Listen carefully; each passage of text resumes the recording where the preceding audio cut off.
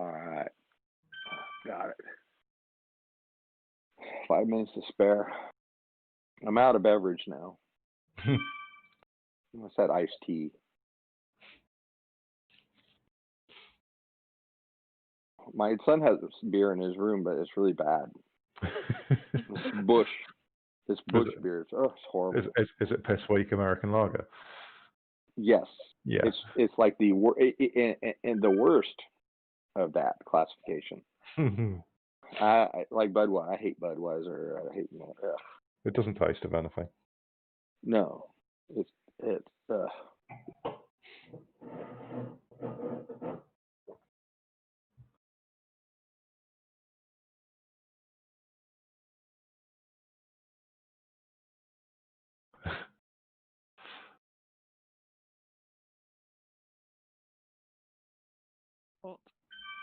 What?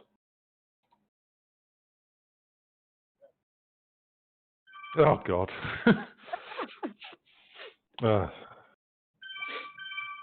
Ed, I don't know if you've managed to catch any of the previous streams, but the theme that's been going on for the last 3 weekends is that the pink Tron is the fastest Tron. Okay. And the basis of that is cars have red go faster stripes, but you can't have a red Tron. And a pink Tron is basically a light red Tron, whereas an orange Tron is made up of 2 different colours, is therefore inferior to the pink Tron. I got you. One of our dedicated listeners tonight has asked the question of, whilst the pink Tron may be the fastest Tron, what are the fastest socks?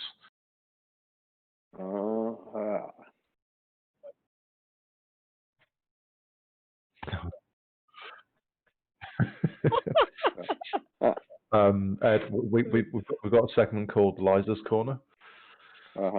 It's all about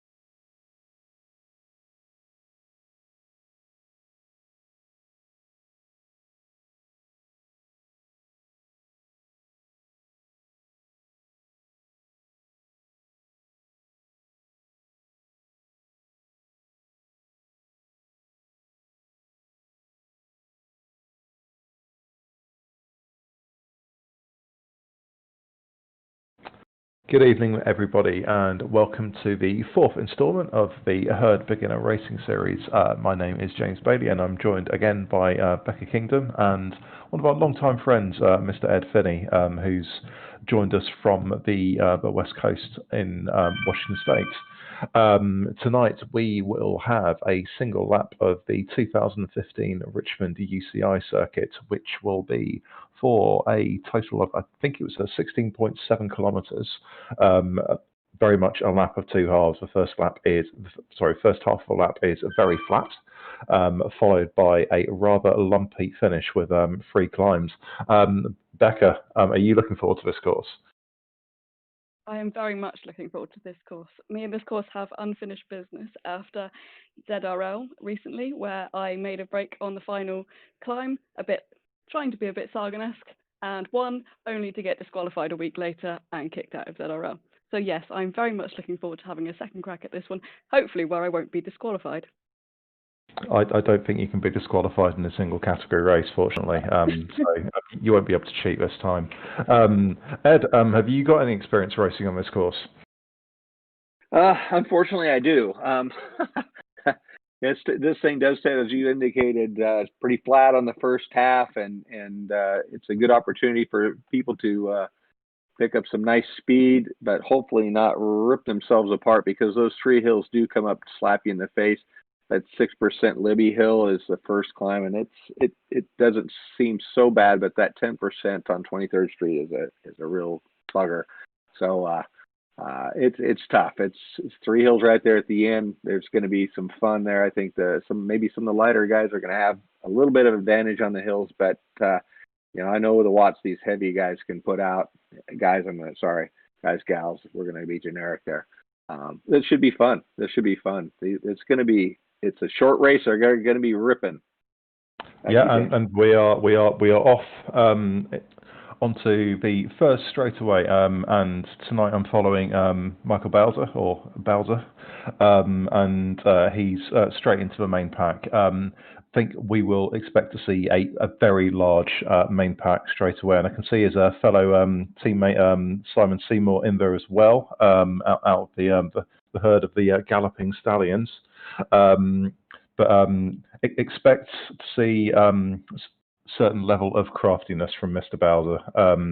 We're very much used to seeing him finish a good way up the standings, whilst managing to hold 2.9 watts per kilo without fail every single race. So expect to see lots of drafting from Bowser. He's very clever. He will happily take the back wheel, and as soon as there's any chance of any breakaway, he will very quickly shunt himself up the pack. So certainly, as we'd expect at the moment, Bowser sat 32nd wheel at the very back of the front group, and seemingly happily hanging on. Becca, who are you following?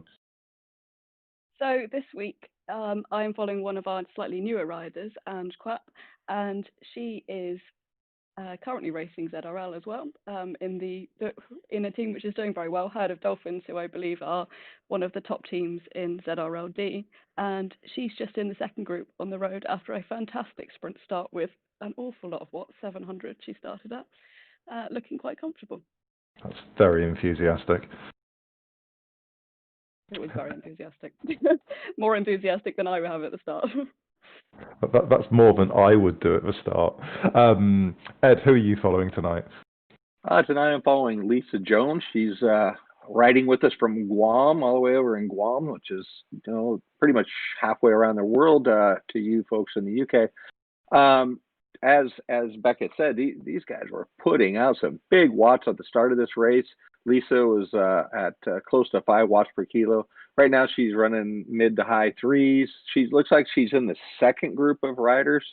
So the first group has pulled off. There's a couple kind of in betweens, and I have a feeling they're going to probably drop back. But yeah, they're smoking right along at over 4 watts per kilo in even the second group here. So it's a hot race. James? Thanks, Ed. So just to report quickly on numbers, it's another good turnout tonight. We've got 108 who turned up to the pen. Bowser is evidently expecting something to happen, because he's in the top 10 at the moment, expecting things to happen. But whilst we're on the flats and we're not expecting much in the way of action, we've previously reported to you how the pink Tron is the mother of all Trons, and obviously faster than any other colour.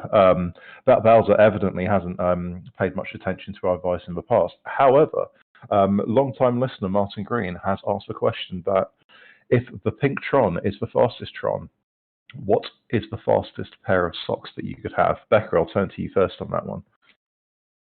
Well, really, as long as you don't have triathlete socks where you're not wearing any socks at all, I think all socks are good. But realistically, they should either match your bike or your kit, because everyone knows that a matching kit is a faster kit. Ed, what are your thoughts on socks?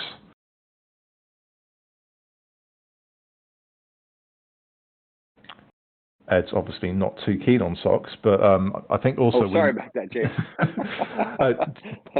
So Lisa's she's all in with the as red as you can get Tron and matching socks, and it's in her kit and all that. Me, I'm more of the odd man out. I think that the socks should clash with everything you have, and that what that does is it distracts you. it distracts all the other riders. They're looking at that, and you can just jet off and leave them sitting. So that's my theory. Personally, seeing as my shoes are always yellow and my racing jersey is always yellow, I'm all about the banana socks, pulled up as high as possible, possibly contravening UCI regulations, but they're not here, so we're not too bothered. However, moving on to our next segment, I think we do need to mention Liza's Corner. So in Liza's Corner, we'll have a quick chat about what we feel the fastest bikes are and whether or not we feel a bike change is a viable solution. Now, if we're talking about the fastest on the flat and the fastest on the climb, we'll be looking at probably the Cervelo PS series as a TT bike on the flat, and the Tarmac Pro on the hills. However, my personal opinion, there's no viable option for a bike change or a TT bike in this race, unless you're planning on just gunning it from the start. So I would definitely go with Pinktron as a good all-rounder. Becca, what do you think? As you know, I am a fan of Pinktron, and I will ride it for every occasion. But if you don't have a Pinktron, perhaps, maybe, as Ange here, I'm assuming, does not have a Pinktron because she's not riding a Tron. The Canyon Air Road is not a bad choice, which seems to be what she's gone for, but with lightweight wheels, so hopefully she's looking forward to the climbs. Excellent. And so I understand that you even felt the Pinktron was the fastest up Mont Ventoux. I did accidentally take the Pinktron up Larienne, which I realised slightly too late into the ride. And having been beaten by my friend by a matter of seconds, I am slightly wishing that I perhaps hadn't done quite that. Never mind, there's always next time. Just quickly back to a race. Not a lot has changed in the time we've been waffling and drinking various alcoholic beverages, or in Ed's case, iced tea. Bowser is still sat firmly in the main group in 21st place at the moment, and coasting along at 2.5 watts per kilo, as he does, even though we're currently running along at 46 kilometers an hour. So Bowser's all good. How's Ange doing? Well, there seems to be a few individuals scattered between the front group and her group, but her group is fairly substantial and is probably the second main group on the road. She's looking very comfortable in there, quite often on the front, and she's also with Lisa Jones. Ed. Yeah, so Lisa just took the sprint jersey back there for the women, so that was a nice run. This group, I think Lisa's hanging in here just because I think to make the jump would be considerably difficult. She is pulling away a little bit, pulling up the 4 watts per kilo, so looks like she's trying to improve her standings here. We're currently in 37th position, but this is a tough field. And that lead group is almost out of sight. So some of those guys are really moving up there. James? Yeah, just having a quick look at the race map on Companion. There is a big gap from the main group back to quite a few sort of scattered riders, and then I think we've got Angie's group just behind them. So I think we probably expect her group, based on Becca saying it's quite a large one, to catch up to those scattered riders before we hit the climbing section of this race, which probably isn't a massive amount away now, to be honest. We'll have a nice little dip down into the bottom section, followed by Libby 23rd, and then the final climb that never ends, which probably averages around about 5%. But it's a real tough one to end the race on. I was very fortunate in my ZRR race to have a little bit left at the end, which meant I was able to gain a few positions. But it's a lot of this is about pacing. You don't want to take yourself out on Libby. 23rd is a bit of a sprint, but if you can leave anything to the end, then you're going to make so much ground on other riders who've gone too hard on the first 2 climbs. So it's going to be very interesting to see how that goes. Bowser, after disqualifications, I think he came second on that race, so he's got pedigree, and we're looking forward to a good finish for him tonight. Any change in second group, Becca? Well, I'd just like to say first, it's very unlike James to be so modest and say that he had a little bit left in his legs for the final climb, as he pretty much overtook nearly the entirety of the pack and came in third. But anyway, moving on. Our group is still all together, and I would be a bit miss if I were not to mention that Lisa Jones is again wearing fantastic kit. This week looks like black sheep, and she's paired it very, very nicely with her socks. But yeah, our group is still all together. They've picked up a few more people on the road, and I think there's maybe one or two between the front group and them now. Good to hear. Just having a quick look on Swift Power Live, and there's a fairly large range in power in the front group. So we've got Alex Cooper out of BRT, who's currently holding an average of 4.3. Whereas if we have a look at Mr. Bowser, if I can find him, which I can't, but I can see. There he is. 3.1. Yeah. Wow, that's really high for Bowser. That's definitely going to drop in the next sort of 10-15 minutes as he reaches his happy plateau of 2.9. I can see Nate Homan there as well, also 3.1. We've got a number of herd riders in the front group. Alan Chevel's right up at the front. He's holding 3.1 as well. Like I say, we've got Bowser, we've got Nate Home, Roberto Marabelli's in there holding 3.9. Simon Seymour and got Tim Watkins. That's pretty much it from the herd representation in the front group. But also need to mention one of our long-term friends, Max Szymanski, racing for Dutch Diesel Cycling. He's also in the front group holding 3.6. So got quite a spread of power. And certainly we've got some guys who are taking it a little bit more easily, or should we say more sensibly, towards the back of the pack, probably just trying to conserve the fact that they know what's coming, and just trying to leave as much as they possibly can. And Bowser's just doing what he does best, and he's aero hacking down a 5% hill, holding 65 kilometers an hour and conserving as much as possible. Becca, has Ange reached the downhill section? They're just coming to the top of it now, so they're just about to go down. In the group, there's also Brian Sultana, who has gone all out with the paint today, I must say, and does look very, very fantastic in his kit. And yeah, they're just about to go down the descent now. I think my question is, what is Brian Sultana doing in the second group? I don't know, but he's definitely there. Also, yeah, he's holding about 3.4. Right, 3.4 watts a kilo for Brian, so not too bad. Other herd riders in there, Dennis Wade, obviously Lisa Jones, Ange is there, and then a little bit farther back you hit Shane and a few other herd riders. So pretty good group here. The second one looks like we had 2, 4, 6, maybe 10, 12 riders all sticking together. We're currently at plus 47 seconds behind that main group, and not sure how that's going to play. Yeah, we are just doing the final approach down the hill towards the big hairpin before we start to have a little bit of fun with the hills.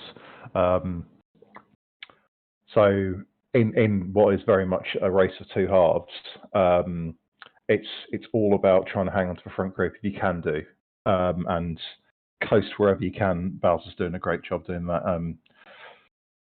Sitting last wheel, you can bet your bottom dollar that he's going to push up towards the front of the field for the start of the climbs and hammer Libby as much as he can. Bowser is brilliant at surging, so expect to see a big push up Libby.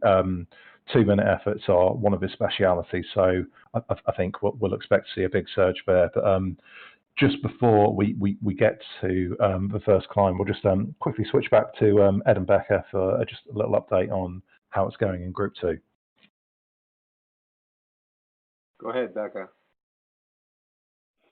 The pack is still all together, just coming on nicely on the flat. I had a little stalk of Ange's Swift Power earlier, and she's got a very, very good sprint on her. So if the pack does end up together when they get to the top of the climbs, she has a very good chance, but we shall see how it goes. Right. Yeah, Lisa's sprint is at 7.7 watts per kilo, so real strong there. pretty light rider, so she should do fairly well on the hills. Lisa has come a tremendous way in Zwift since she started. She just climbed up in there, right up into the B group. Strong rider. She's toying with the front of the pack here. I'm not sure she's going to try to make a move on the hill as we come down the hill and then back up, but I'm thinking she's going to want to conserve. We have picked up some other riders. Looks like Carlos Fernandez is going to be dropping into the group along with Tim Watkins is a few seconds behind that main group. So the main group has dropped some off, and at some point, imagine they'll be picked up by this group here. James? Yep, we are just going around the hairpin before we hit Libby Hill. So Bowser is probably just, I can see just starting to push for a few riders just to try and get towards the pointy end. See Simon Seymour up there, a few riders ahead as well. Andy Kroll out of ATP's there as well. He was a very strong C rider in the Herd Summer Racing League before he got himself promoted up to B. But we can see the start of the comm line now. So everyone's starting to push up. Bowser's hitting sort of 350, 400 watts. He's searing through the field at the moment. Danger of being at the very, very front and getting a nosebleed. But he's having a good push at the moment, holding 4 watts a kilo. And I think really he's probably going to be wanting to be looking at probably 4.5, 5 watts a kilo to be competitive by the time we get to the top. So got a few riders just pulling away at the moment. Bowser's still holding 4.5 as we start to hit the really, really nasty bits of Libby. So as you go around the corners, you'll see the gradient peak up to in the region of 20%. And we're just seeing the numbers spiraling upwards as we speak. Hitting 18 and onto the cobbled section, which is the hardest part of the climb. Then we only have about 2 or 3 corners to go. Bowser's dropped the feather at an opportune moment, and the field is definitely starting to split a bit now. We're seeing about 8 to 10 riders go off the front, and everyone's chasing now. Bowser's doing as much as he possibly can.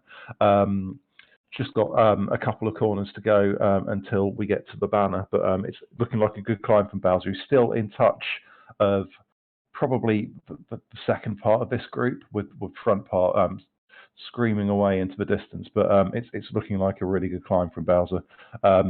Pushing hard over the banner, and he is through in 13th place with a 1:33, which is a very, very respectable time. Back to you, Becca. Yeah, I'm just watching the comm times come up. 1:25 for the fastest. That will be a bit of a challenge after this. Okay, we've just crossed the comm line, so we're just coming. Well, we just crossed the start of the comm line, so they've just started the climb, and she's been distanced a little bit from the front runners, who I believe Lisa Jones is a little further ahead. But she's she was happily holding 3, and she's just settled down a little bit because they're just about to reach the steeper section as it gets onto the cobbles, which is where I believe Lisa Jones is. Right, Lisa's just coming around the turn on the cobble. She's thrown a feather, so she's pushing over 4 watts a kilo. It looks like got one person up in front of her, a substantial distance. They're just coming around the last turn of this shorter climb, and we're up and out of south. She's pushing 5 watts a kilo. Can see the banner, so doing really well, holding some really good power.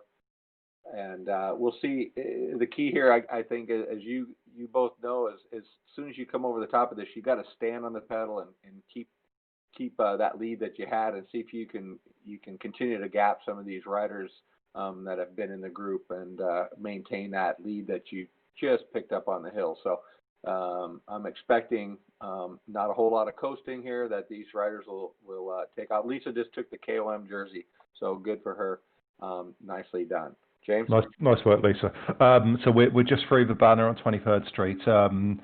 Bowser's there with his teammate Simon Seymour. good times. Bowser was P10 up 23rd. Watts were generally sort of 550 towards 600, and he's pushing on to get himself a decent bit of pace down the hill. And from there, we will relatively shortly be hitting the final climb. But just before we do so, Becca, if you want to just let us know how Ange got on.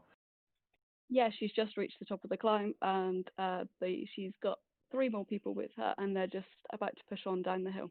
But she came in just over 2 minutes, looking quite comfortable. Good work, Ange. Bowser's just aero tucked down the descent after 23rd and opened up a little bit of gap on his fellow groupies, but they are back together again. It looks like a group of 4. So Bowser's there with Jonathan B, Andy Kroll, and Cy Seymour.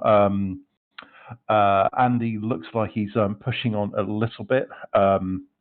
And just a quick shout out to Ian Elston out of WKG, who was with them as I went roughly over the top of 23rd Street, but has dropped off a few seconds as well. So it looks like there might be one effort a little bit too much. Bowser's just getting dropped off a little bit by the guys in front. And we are shortly going to be turning right up onto the final climb. Guys, feel free to interrupt me if anything exciting happens behind, but we'll just follow this for the meantime. Bowser's just getting back onto the group again. And now the group's grown to probably 5 or 6. We've got Captain Slow in there as well. No idea what his real name is. But we're just turning right onto the final climb. Bowser's getting slightly dropped by the guys in front, so he's going to have to push on here. If he's got anything left, oh, here we go. Sort of spikes of around about 500 watts. But has he got anything to go with these guys? Not entirely certain. Looks like he's getting dropped a little bit, but his watts are still over 3 watts per kilo. But the guys in front are just pulling away. Becca and Ed. Ed, go to you first. Sure, Where's Lisa? So Lisa just finished 23rd Street, did real well, maintained her lead. Was chasing Brian Sultana. He was pushing 9 watts per kilo and maintained at least 7 up that hill. So he put a good spread on everybody, 35 seconds ahead of Lisa. She's currently 8 seconds behind the next rider behind her on the descent. Not quite pushing as hard as watts per kilo wise as some of the other riders, but still maintaining her position. So doing real well. Becca? Ange did an absolutely fantastic sprint up 23rd Street to take the Quam jersey. We're looking at 500-600 watts at the start, and she distanced herself by a good 3-4 seconds to the guy that she was with. She's just going down the descent and round the corner. She will be on the final climb shortly. How's Bowser getting on? He is broken. Bowser is absolutely 100% screwed. He's going backwards rapidly.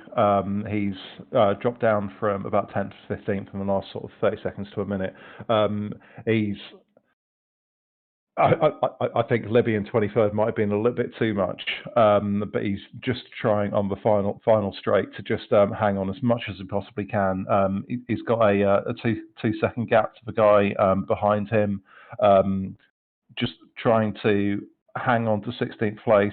He's going to have to start putting out some numbers now.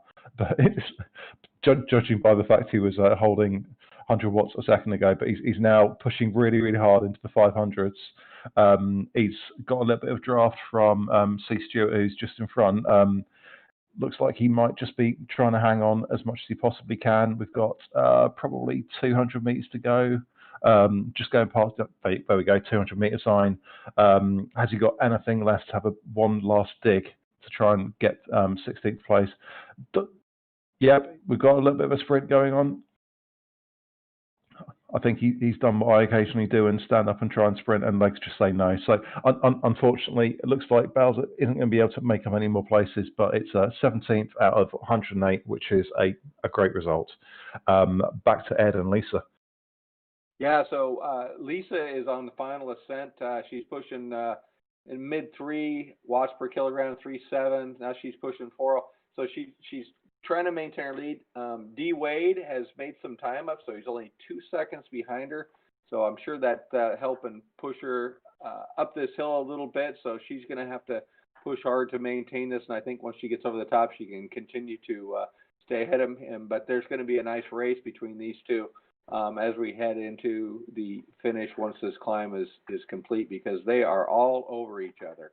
The next rider is about 3 seconds back, 4 seconds, so they may be able to make up some time, but there'll be a little bit of competition here out of this small group as we approach the finish line. Becca?